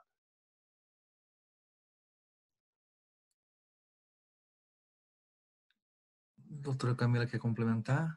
Acho que não tenho nenhum complemento para fazer nesse ponto. O doutor Rinaldi já explicou bem. Com certeza, eu nunca vi também. Também não, acho que não tenho mais complementos para fazer nesse sentido. Realmente, acho que ele explicou bem. Beleza, vou passar para a Ju de novo. Se alguém quer fazer alguma pergunta, pode ficar à vontade também. O pessoal às vezes manda as perguntas aqui no WhatsApp. Acho que o pessoal fica meio acanhado de mandar as perguntas aqui no chat. Não chegou mais nenhuma pergunta. Bom, eu não tenho nenhuma outra dúvida agora de pronto. Provavelmente as dúvidas vão surgir conforme a atuação, né? Na hora que tá a atuação que a gente acaba tendo dúvidas. Daí não tem para quem perguntar, tem que perguntar depois. Mas acho que ninguém mais vai fazer nenhuma pergunta. O Bruno não tem mais nenhuma pergunta. O professor Décio apareceu aí no vídeo. Quer fazer alguma ponderação? Queria só, na verdade, reiterar o agradecimento ao Leonardo, à Camila. Foi um prazer ouvi-los aqui. E confesso que, ouvindo-os, a parte que mais me chamou a atenção foi essa pegadinha que armaram para a Camila. E bom se todos os delegados que a gente atua no dia a dia tivessem essa elucidação, esse esclarecimento que o doutor Leonardo tem, né? Facilitaria muito uma investigação mais justa, mais democrática, porque todos ganham, né? Uma investigação bem feita é pontual para todo mundo, né? Desculpe se no fundo está dando um eco, que minha pequena terrorista está cantando aqui no fundo. Não sei se está pegando eco da vozinha dela ou não.